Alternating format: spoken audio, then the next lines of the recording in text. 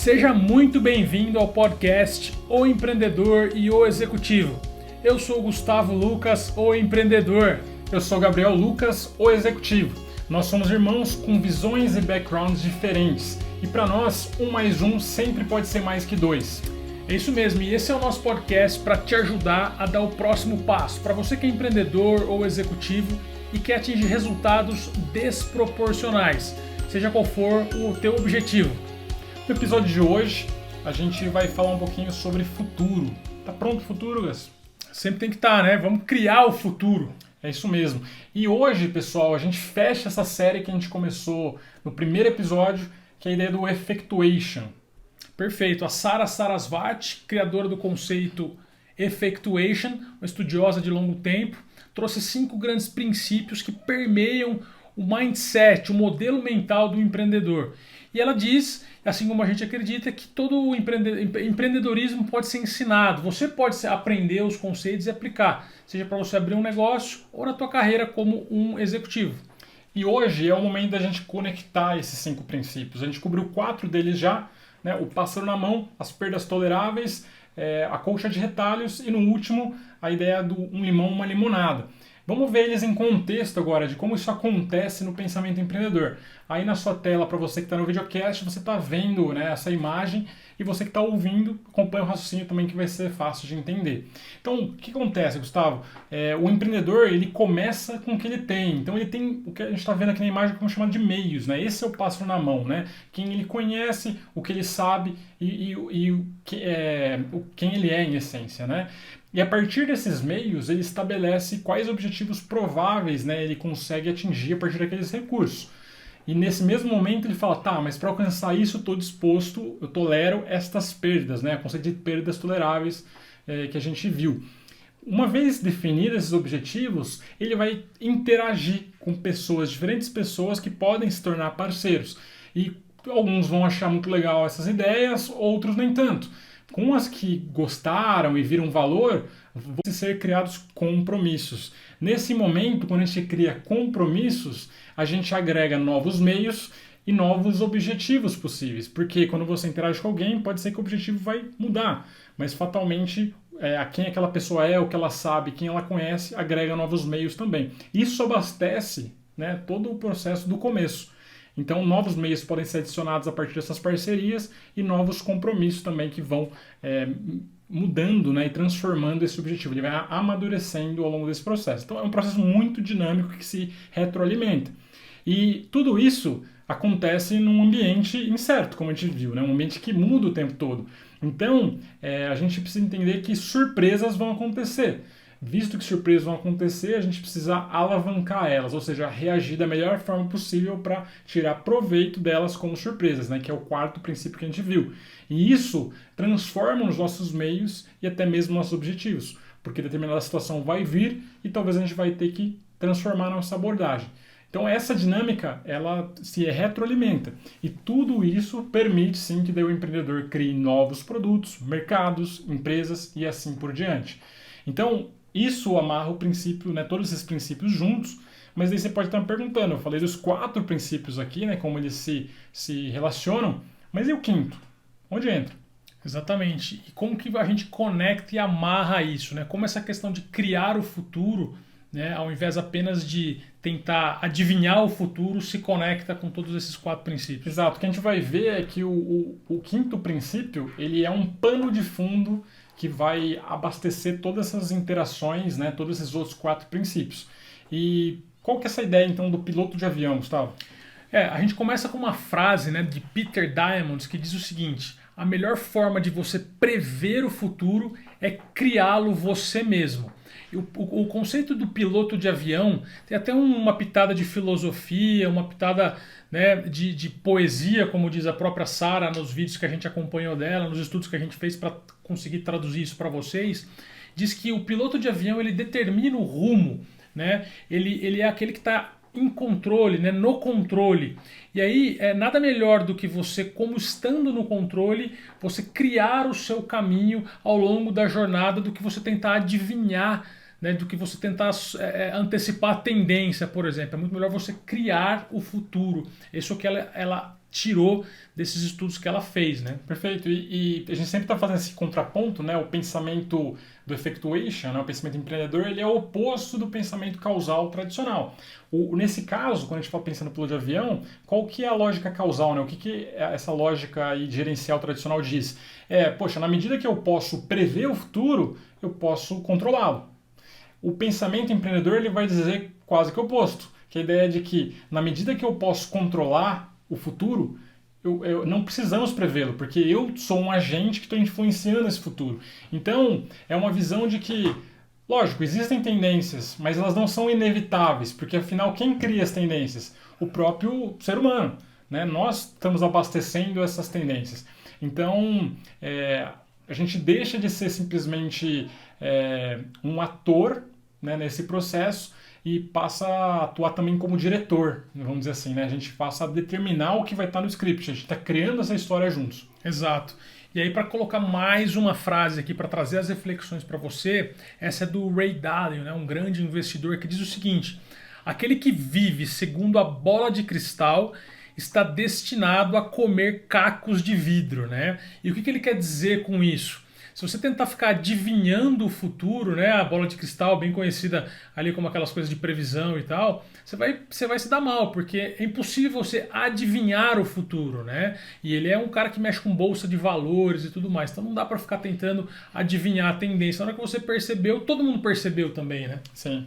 E ele diz que o que ele aprendeu, especialmente há 30 anos atrás, lá quando ele começou, foi o seguinte, que o mais importante não é prever o futuro, mas saber como reagir de acordo com a informação disponível em cada momento. Então, assim, é uma mentalidade muito ligada a alavancar a contingência, ou seja, estar preparado para seja lá o que vai acontecer. Então, como não dá para adivinhar o futuro, vamos fazer o nosso melhor para influenciar esse futuro. Uhum. Quando a gente trata de planejamento, Gabriel, porque a gente já teve em episódios anteriores, se você não assistiu, volta lá, alguma discussão sobre a questão do planejamento. Como que é visto hoje dentro das organizações, das grandes organizações, essa questão do planejamento? Tem a ver com prever o futuro, planejar? Como que você faz um link com isso? Eu acho que o planejamento ele sempre vai ser válido na medida que ele é uma grande ferramenta de amadurecimento do seu entendimento. Então eu sempre digo, né, e muitas vezes isso é visto de forma diferente, eu diria equivocada. Quando você acha que o planejamento é o seu passo a passo de como você vai agir no próximo 1, 2 anos, 5 anos que seja, grande chance do seu plano ser um fracasso, porque como que você vai dizer como você vai estar agindo daqui a 5 anos se o cenário mudar totalmente? Agora, o processo de planejamento ele é rico por quê? Porque ele faz você ir a campo e lidar com a realidade atual, ver as probabilidades, né, e a partir disso traçar uma forma de encarar isso. Então, o que eu quero dizer é o seguinte, planejamento ele é sim uma ferramenta importante, mas não pelo papel, aquele documento que você gera no final das contas. Porque, de fato, ele vai ser ali, primeiro momento que ele chegar no campo de batalha, né, primeiro contato com o consumidor, ele vai ser vai ter problemas, né, ele vai enfrentar coisas não esperadas. Mas ele é um recurso muito útil para gerar alinhamento e entendimento das pessoas envolvidas, né, esse processo de diagnóstico mesmo e compreensão da realidade. Perfeito. E uma pergunta que a gente estava debatendo antes aqui é o seguinte, esse lance de você aproveitar uma oportunidade que já existe, ou seja, eu vejo muito assim, o cara, pô, será que está na moda ali, eu vou abrir uma barbearia, eu vou abrir uma iogurteria, uma paleteria, né? Ou seja, você está aproveitando uma oportunidade versus você criar uma oportunidade do zero. Vamos falar um pouquinho sobre isso. Como é que você enxerga essa questão de aproveitar uma oportunidade versus criar uma oportunidade, tanto no empreendedorismo quanto no mundo executivo, vamos falar assim? Eu acho que trazer duas referências primeiro e daí para a gente poder esmiuçar essa ideia, porque eu acho que os dois cenários são possíveis, né? Acho que alguém que representa bem essa ideia de aproveitar oportunidades é o Peter Drucker, né? Pensador muito famoso da administração. Ele define o empreendedor como aquele que observa uma mudança que está em andamento e busca explorar ela como uma oportunidade. Então é um olhar de ver o cenário e daí tomar uma ação para aproveitar aquilo, certo? Em compensação, existe um outro pensador também que define o empreendedorismo de uma forma ligeiramente diferente, que é o Howard Stevenson. E ele fala assim, né, o empreendedor é aquele que cria recursos, né, ou aplica recursos que já existem de forma diferente. para ativar uma oportunidade. Então, eu diria, respondendo a tua pergunta assim, em perspectiva, quando a gente olha esses dois pensamentos, os dois são possíveis, mas a diferença de perspectiva é que quando você aproveita uma oportunidade, você olha um cenário que já está em andamento e você vai tentar tirar proveito dele. Ou seja, você vai, de fato, abraçar uma oportunidade que está passando por você, né? Você vai montar naquele cavalo. Eu diria que o criar oportunidade, que é essa visão do Stevenson, você vai tomar ações para que as coisas se alinhem para criar uma oportunidade, né? Então, assim, tem certas coisas que se você não agir, aquela oportunidade não vai se apresentar a você. Então, tem a ver com se preparar, né, de alguma forma, né, criar recursos, alinhar pessoas naquela direção para que, de fato, aquela oportunidade seja criada. Então, um exemplo que eu vejo, por exemplo, em carreira. Saiu uma vaga lá no mural da empresa para mudar de área. Isso é aproveitar uma oportunidade. Você vai lá, o que você faz? Está reagindo, você vai lá e se cadastra na vaga e participa de um processo seletivo. Outra coisa é quando você cria uma oportunidade. Você não tem nenhuma vaga acontecendo, mas você está em contato com pessoas ali que tomam decisões sobre isso e de alguma forma você demonstra, interesse em trabalhar naquela área, ou você, às vezes, tem uma área que não existe ainda, mas você está falando com tomadores de decisão e falar, você já imaginou se a gente criasse uma área aqui com esse escopo, etc, eu tenho muito interesse nisso, eu vejo potencial, eu vejo organizações indo para esse caminho. Ou seja, a sua ação foi determinante, sua ação ativa, não passiva, foi determinante para criar aquela oportunidade. Perfeito, quer dizer, não é porque você está numa organização que você também não pode criar o seu futuro, né? Porque existe uma linha de pensamento na nossa sociedade hoje, talvez muito em cima de destino, de que as coisas são lineares e você nasceu, cresceu e vai morrer naquilo, né? Um pouquinho de ambiente, né? Aquilo que a gente falou em episódios anteriores. Você é um pouco da média, né? Você é a média das pessoas com que você mais convive. Então, como é que é isso? Você acredita que em destino? A gente, né? Como é que você vê isso? Você é predestinado para algo ou você pode de fato criar o teu futuro? Eu vejo que até diria que é uma mistura das coisas, né? Eu acho que tem uma série de coisas que a gente não controla, certo?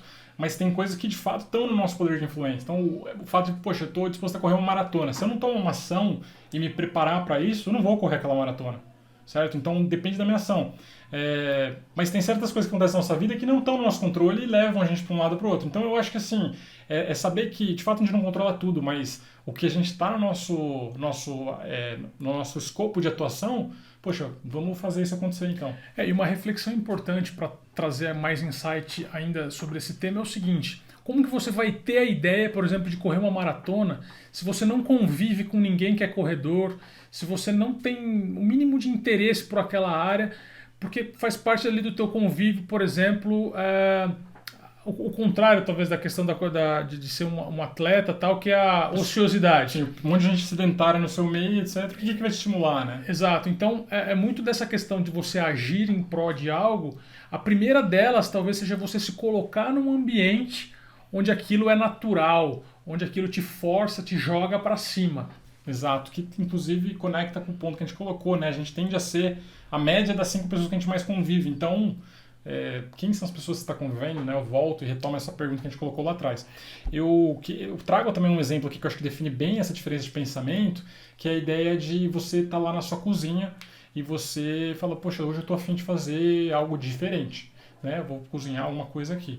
E ele tem duas abordagens muito diferentes, né? Uma delas deixa eu pegar uma receita, essa receita vai dizer quais ingredientes você precisa e você vai lá e vai seguir o passo a passo daquilo, certo?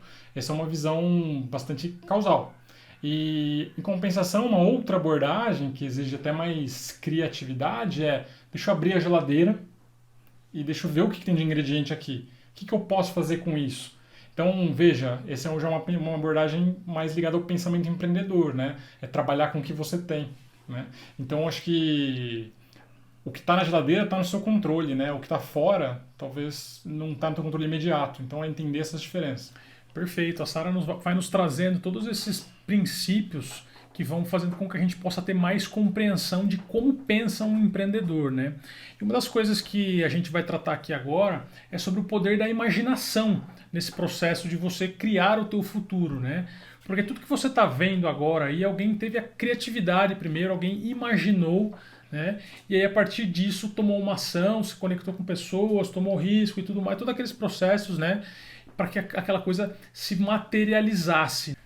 Um dos aspectos que a gente vai tratar aqui agora é sobre o poder da imaginação, da criatividade, que é um tema inclusive debatido como uma das leis do triunfo de Napoleão Hill, e também ele cita muito sobre imaginação no livro Quem Pensa Enriquece. Se você reparar, tudo que está ao teu redor hoje, desde a casa que você está ou do carro, foi primeiro imaginado por alguém para posteriormente se materializar, né? Ou seja, a imaginação ela é uma base poderosíssima para que você possa realmente criar o futuro, primeiro na sua mente, certo? Perfeito. E eu diria que hoje um dos grandes desafios que a gente tem é que muitas vezes esse pensamento de melhoria contínua que a gente traz, ele é sempre assim, como que eu posso melhorar isso aqui gradativamente? E isso impede que a gente tenha mudanças de fato de patamar, né? Então, muitas vezes a gente vê que assim a gente vê a imaginação, o sonhar é uma habilidade que as crianças não aprendem na escola, né? Elas aprendem muito a como dar o próximo passo, mas não como mudar de patamar. E eu acho que eu aprendi muito isso quando eu conheci a Jacqueline Novogratz, que é a fundadora da Acumen. Ela fala muito sobre um conceito, né, dentro da imaginação que ela chama de imaginação moral. A Jaqueline, ela fundou essa organização que chama Acumen, que o que ela faz? Ela aporta recursos em empresas que têm um fim social, ou seja, elas resolvem um problema social, mas o que ela percebe? Que se você colocar dinheiro nelas, elas conseguem aumentar a sua proposta social. Ou seja, elas conseguem alcançar mais vidas, ter mais impacto, né? Então, o papel dela com essa organização foi justamente ampliar o impacto de organizações que já estavam ajudando a resolver alguma causa, né? Então, vou dar um exemplo. Lá na Índia, ela financiou a empresa de ambulâncias. Na Índia não tinha ambulâncias antes dessa empresa. Então, hoje, melhorou muito a qualidade da saúde de vida em alguns grandes centros da Índia, graças a essa empresa que foi financiada. E o ponto é, assim, primeiro, ela foi uma pessoa que trabalhava no meio social, ela trabalhou na Fundação Rockefeller, e ela percebeu a necessidade de fato de financiar isso. Isso lá no início dos anos 2000, no comecinho dos anos 2000. Ela percebeu que ninguém estava de fato investindo em organizações que tinham fins lucrativos, mas que o fim lucrativo era um meio social predominantemente. Então o lucro era reinvestido nas empresas. Ela teve essa sacada e ela foi a primeira pessoa de fato a criar um fundo de investimento focado nisso, que é o que a Acumen faz hoje, né? Ela pega recursos e investe em empreendedores que de fato possam melhorar causas sociais. E aí um dos princípios até do jeito de pensar da Acumen é o que ela chama de imaginação moral. Ela resume esse conceito dessa forma, né? Ter humildade para reconhecer o mundo como ele é e audácia para imaginar o mundo como ele pode ser. Né? Então, literalmente você olhar assim, o mundo tem problemas, né? E questões sociais bem dramáticas, né? Que a gente precisa tratar. Mas assim, cabe a nós olhar, tá bom, e como isso poderia ser diferente? E a partir daí você cria duas fotos, né? Uma foto do atual e uma foto do futuro. A imaginação moral é isso, é criar essa foto do futuro para depois pensar, tá, como eu posso de fato fazer algo aqui e mudar isso? Então, imaginação é olhar como o futuro pode ser. Perfeito. E muita gente pode estar tá pensando agora, poxa, eu não sou criativo o suficiente, ou eu não tenho imaginação. Mas no próprio livro que Napoleão Hill fala, no Pense e Enriquece, sobre dois tipos de imaginação. Uma é aquela que você simplesmente conecta com algo que você já tem, né, e cria algo ligeiramente melhor. Então não significa que para você empreender você tem que ter uma ideia genial, né? Isso é um mito. Ou seja, você não precisa necessariamente trazer algo totalmente disruptivo e inovador para usar a tua imaginação. Você pode conectar com algo que já existe e fazer aquilo de maneira diferente, um pouquinho melhor. E a outra imaginação, sim, é essa totalmente disruptiva, totalmente inovadora, fora da caixa, né? Mas não se trave, né? Caso você acredite por qualquer motivo que você não tem esse tipo de imaginação totalmente disruptiva, né? Não tem nada de errado em você ir conectando pontos. O ponto aqui é principalmente perceber que assim, as coisas podem ser diferentes, geralmente melhores, do que estão hoje. Perfeito. Acho que é essa capacidade de imaginar. Se é uma disruptivo ou não, as duas coisas têm mérito. Acho que a gente precisa ver dessa forma. Exato, exato. Agora, trazendo um outro aspecto aqui, que é você olhar um pouco do passado, né? Olhar dados, olhar pesquisas, para que você possa, então, criar o futuro baseado em informação passada. Né? Isso é muito comum hoje nos dias, né, atuais, as pessoas falando, poxa, me traga os dados, né? Eu duvido de tudo, Só não duvido de Deus, os outros precisam me trazer dados, tem uma série de notas assim, mas quando a gente fala de criar o futuro, isso se torna tão óbvio assim, ou seja, a gente precisa de fato analisar dados, pesquisas, como é que é isso, até na visão da Sara e nessa relação que a gente faz de empreendedor e executivo? Sim, a visão que a Sara traz é que o empreendedor não vê as tendências como algo inevitável, ou seja, que você é refém daquilo. Ela vê você como um ator ativo que também pode criar e influenciar tendências, né? Acho que essa é a principal diferença. Um mito que eu acho que se cria muito é que pesquisas de mercado ou pesquisas de consumidor não vão te ajudar em nada a criar o próximo grande produto, a próxima grande inovação. Eu acho que isso é percebido de forma até equivocada, né? Usam muito o exemplo do Ford, ou até mesmo o Ford que criou, grandemente foi quem trouxe o carro ali para um público maior, e também o Steve Jobs, né, que trouxe ali o iPhone, né, quando ele inventou o smartphone, né? E usam o seguinte, né? O Ford falava assim, se eu perguntar para alguém o que ele precisa, né, ele vai dizer assim, eu preciso de cavalos mais rápidos, né? Cavalo era o meio pelo qual as pessoas se transportavam naquela época. E com o Steve Jobs é quase que assim, se eu te falar assim, você precisa disso aqui, as pessoas provavelmente numa pesquisa tradicional, elas vai dizer assim, acho que não e tudo, né? O que era o iPhone? Juntar um monte de coisa que a gente já usava em lugares diferentes num único aparelho. E hoje a gente não se vê descolado de um smartphone, né? Seja iPhone, seja outro, a gente depende muito dele. Mas eu acho que o que é equivocado aqui perceber é que existia, de qualquer forma, uma observação por esses dois empreendedores de qual era a necessidade por detrás, né?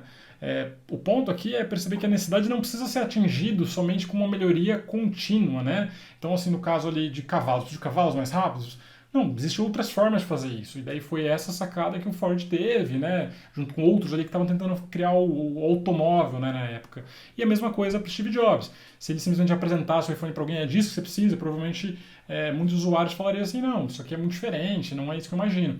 Então, cabe o empreendedor, né, quem está criando um novo projeto, lançando um novo produto, se sim conhecer a necessidade dos seus consumidores, mas o processo criativo de entender como tangibilizar essas necessidades num produto melhor, em uma solução melhor, faz parte também da criação. Uhum. Então, eu acho que de novo, eu acho que pesquisas são importantes, mas não para ter um veredito do tipo, isso vai ser um sucesso ou não, mas para entender as necessidades que estão ali inconscientemente ou conscientemente presentes na vida dos consumidores. Eu fico pensando quanto de boas ideias morrem por meio das pesquisas, né?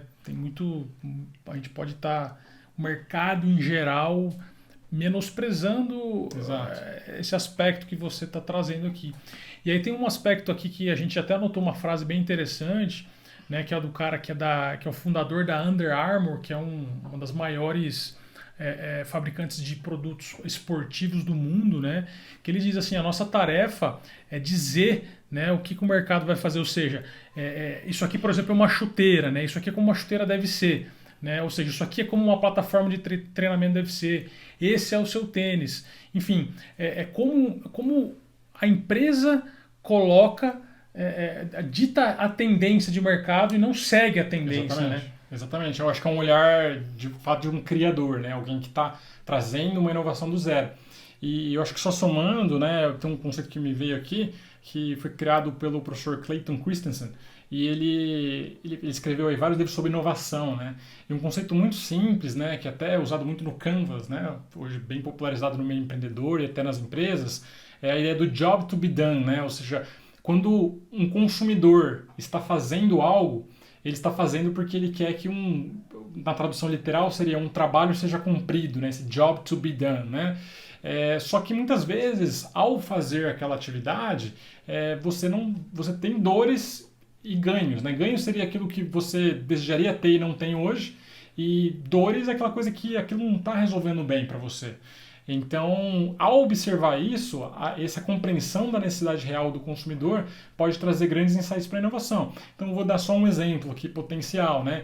Muito se fala sobre educação financeira hoje em dia, né? O que de fato os bancos ou até mesmo outras empresas estão fazendo nesse sentido, né? Elas estão ajudando de fato os consumidores a gerenciar melhor seus recursos. Hoje em dia, daí você vê lá um aplicativo como o Guia Bolso, né? Por que precisou de uma empresa externa aos bancos para criar um aplicativo que você diz ali, olha, meu gasto está concentrado nessas categorias e não nessas, assim por diante. Por que essa inovação, vamos dizer assim, não sai do próprio banco, né? Então, assim, é perceber, né, quais são as melhorias de fato que existem dores ali não atendidas para aquele consumidor que você como organização ou você como empreendedor, né, pode ocupar aquele espaço até então não ocupado, né? Ou seja, busque por dores. Perfeito. E nesse processo de construção do futuro, né, tudo começa a partir de uma semente, a partir de algo que você está plantando de maneira constante. Porque mais forte do que essa lei básica da natureza não tem. Ou seja, você não vai colher algo se você não começar nesse processo de plantio, né?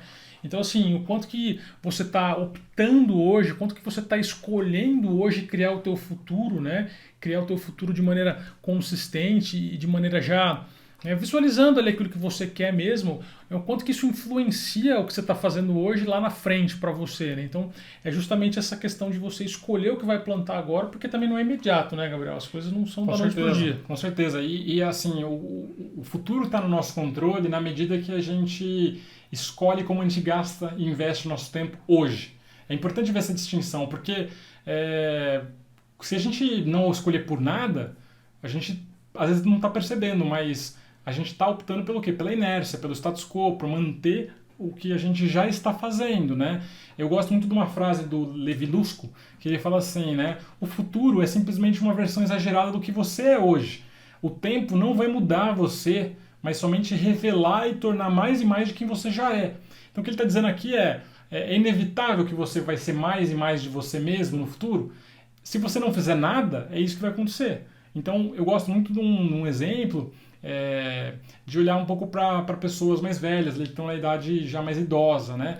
Se você reparar, existe o que acontece ao longo do tempo poxa, tem aquela velhinha, né? Aquela senhora que é toda doce, né? Ela é toda gentil e tudo mais. E tem em contrapartida, talvez alguém também está nessa fase de vida, mas ele é áspero, ele é duro. E assim, poxa, por quê, né? Por que essa diferença de comportamento? E se você observar, isso não aconteceu somente quando eles passaram a ser idosos, né? Se você olhar, aquela senhora sempre foi doce e gentil. Aquilo só foi se reforçando e ficando mais visível ao longo do tempo. Assim como uma pessoa que é mais dura, mais áspera. Em outras palavras, se você lá com seus 30 anos, por exemplo, se você não mudar de direção e escolher fazer outras opções, você tende a ser mais do que você já é hoje. Então, eu acho muito importante a gente perceber isso, né? O que você está plantando hoje é o que você vai colher no futuro. E basicamente, se você está olhando para você hoje e ver o que você está colhendo hoje, né? Você está satisfeito com a sua colheita de hoje? Fatalmente são as escolhas que você fez há algum tempo atrás que vão, vai tornando aí o teu futuro, vai se construindo baseado nas decisões, né? Ou seja, como é que está o seu objetivo daqui para 10 anos, né? O que você está colhendo hoje está alinhado com os seus valores que você construiu, quem é você, quais são as suas prioridades, com quem você está se relacionando. Tudo isso vai fazendo a construção do teu futuro, né? E eu acho essa questão muito interessante, Gustavo, porque se tornou um pouco uma pergunta de headhunter, né? Pergunta de entrevista, né? Onde você se vê daqui 5, 10 anos? E a gente acaba não dando devido valor e aplicação dessa questão. Se você parar para pensar, onde você estava 5 anos atrás? Provavelmente num lugar significativamente diferente de onde você está hoje. Provavelmente, porque 5 anos é um período muito grande.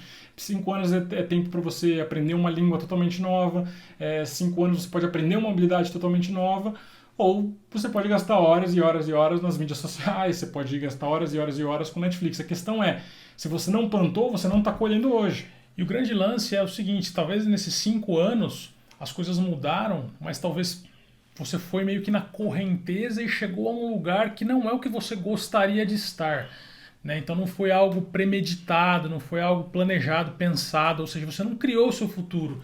Você se portou talvez como vítima e foi avançando, chegando onde você está, porque você foi assim sendo levado, né? O famoso deixa a vida me levar, né? Sim. Ou seja, as pessoas tendem a superestimar, né, o poder.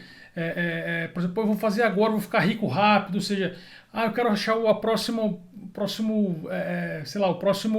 fórmula mágica, ou seja, coisas de curto prazo têm uma importância grande, mas as pessoas acabam subestimando, né, dando menos importância para aquilo que é feito no longo prazo, aquilo que é feito baseado em consistência, em repetição, né? O processo mesmo em si dessa construção do seu futuro, seja como empreendedor, seja como executivo, né? Então, assim, acho que a consistência, né? Sim.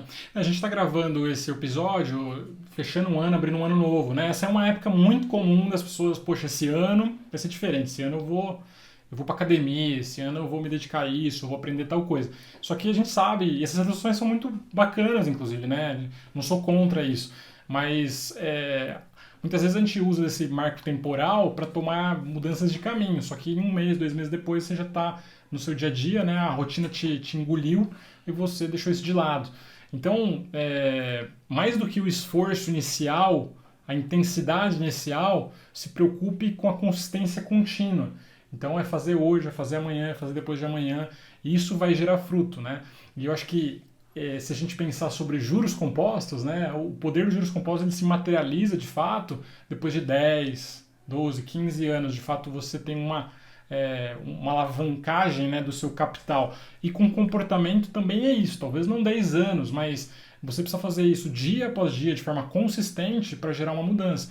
E a gente sabe, mudanças não são fáceis, mas busca algo pequeno que você pode mudar hoje, mas faz isso de forma consistente, porque isso de fato vai te alavancar um novo comportamento aí na sua vida. Perfeito. E seja impaciente para começar essa mudança. Esquece não necessariamente temporal, assim, nesse aspecto, ano novo, ou esse mês, ou na segunda-feira.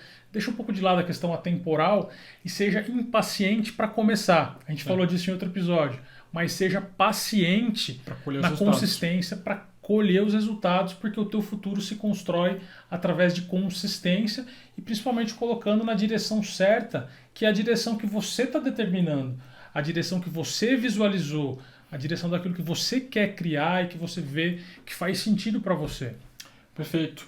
Então, esse episódio de hoje, eu acho que a gente tem que ter clareza dessa ideia de, assim, precisamos fugir de previsões inevitáveis, coisas que de fato vão acontecer. Ninguém pode afirmar 100% qual vai ser o futuro, né? Então, passe a construir o seu futuro com base no que está no seu controle, né? Está na sua mão, né, hoje.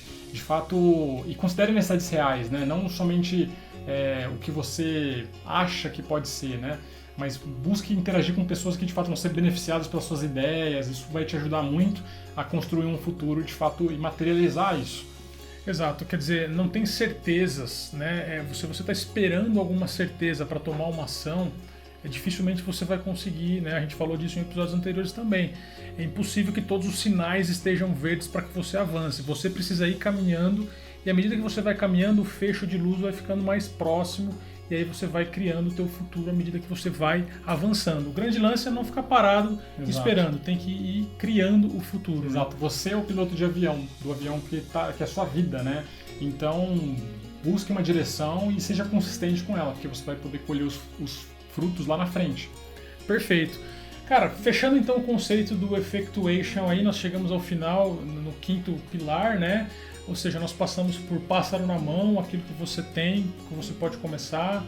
Nós falamos também de perdas toleráveis, certo?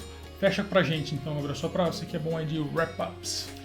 A gente passou por esses 2 conceitos que justamente eles permitem você iniciar, né? E o passo seguinte é você interagir de fato com potenciais parceiros, né? E ver quem está disposto a criar compromisso com você, né? Isso cria novos meios, novos objetivos e esse ciclo se retroalimenta. Só que a gente vive num mundo de fato inconstante, né? Um mundo que fatalmente vai mudar, né? Isso também vai influenciar os seus meios e os seus objetivos. As surpresas, né? Que você Exatamente. tem que saber lidar e transformar em oportunidades, em potenciais coisas boas a partir de coisas ruins, né? Exatamente. Então, o que amarra tudo isso é você se ver como o piloto, né, da sua vida, né? O piloto do seu empreendimento, né? Não depender simplesmente de, nossa, o mundo inteiro está indo para cá, né? Então, usar o poder da imaginação para, de fato, influenciar o futuro que está sendo construído aí, ok? E 2 tarefas práticas sobre esse princípio que a gente fechou hoje, né, o princípio do piloto de avião, são 2 questões que você pode responder, que é, poxa, o que você precisa começar hoje para plantar o futuro que você quer colher lá na frente? Então, o que você precisa começar? E o outro é o oposto. Tem algo que você precisa parar de fazer hoje, algo que está te atrapalhando. Então, parando de fazer isso hoje, de fato você não vai ter um empecilho ali no caminho, né? Então tem coisa que de fato a gente precisa tirar da nossa vida. Perfeito.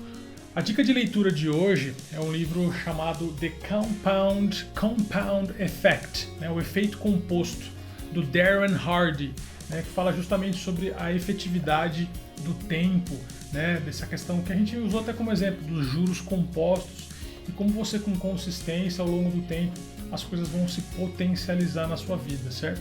É isso mesmo. É um livro muito legal, eu li esse ano e realmente assim mudou minha perspectiva e o valor que eu dou para consistência nas pequenas coisas. Aquilo no curto prazo você não vai entender o quanto que ele é importante porque você vai colher lá na frente. Perfeito. Tudo isso que a gente está fazendo nessa série foi para tentar contribuir de alguma forma com você, trazer mais repertório para você, para aquilo que você quer fazer, para aquilo que você tem como objetivo. Tudo isso, para que você conquiste os seus objetivos, é um relacionamento com os temas, né? O aprendizado é um processo de relacionamento, é um processo de consistência, de dia a dia e de paciência para colher os resultados, né? Seja impaciente para começar, mas na hora que você começar, seja paciente e consistente. Isso mesmo. Bom, dê seu feedback, conta pra gente o que você aprendeu nessa série com a gente, se você já colocou um desses princípios que a gente compartilha aqui em prática e como tem sido para você. E aguarde, essa foi a primeira série aqui que a gente fez de vídeos do nosso podcast, ou videocast, para quem está assistindo aí pelo YouTube. E a gente pretende trazer mais e mais conteúdo para vocês aí no futuro. Então aguarde, obrigado, foi um prazer e nos vemos na próxima. Obrigado, pessoal. Até a próxima aí. Tchau. Valeu.